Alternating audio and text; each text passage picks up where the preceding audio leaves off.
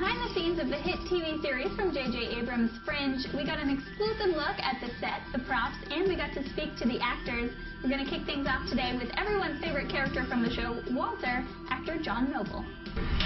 You are looking through a window into another world, an alternate universe just like ours. John, you play a very forgetful character named Walter. Is that something that's difficult for you to do? No, it's terrific. He's really eccentric, and he's had part of his brain removed so he forgets big slabs of things, but he's just an eccentric guy, and it's huge fun to play, particularly because of the reaction I get from the other actors that I work with who all play along with this beautifully. So a lot of it's in their reaction to what I forget to do that makes it amusing and a lot of fun.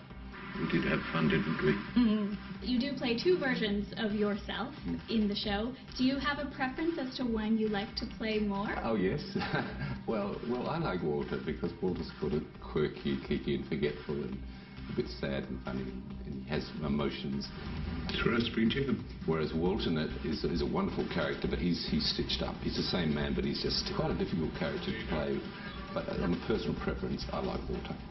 I can't imagine how strange it must be for you. Are there any similarities between John and Walter? I think so. I think so. I've actually realised that lately. It's a bit embarrassing. I realise that I'm doing something at home and it's a bit odd, a bit eccentric.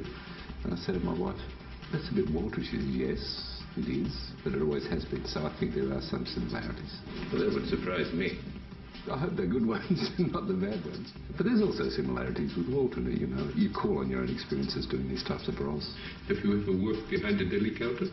The show really makes the impossible very possible, and there's a lot going on all the time, and you're switching between universes.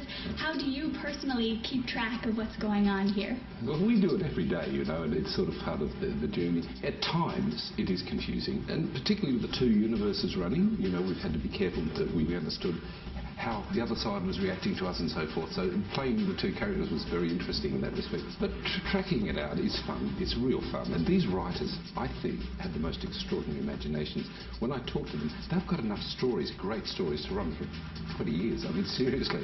And every time they open a story up, it opens 4 more, which is a fascinating thing. Really clever men and women down there doing this for us. Now, we need to simultaneously amplify and limit the molecular destabilization margins. The show obviously deals a lot with science, and there's a lot of dialogue and a lot of jargon. What did you do as an actor to prepare for this role of Walter? Do you know what I do? And I think a lot of the actors do this, is we make sure that we kind of know what they're talking about. That helps. So if there's some science in it, a lot of our science is really based on theoretical physics.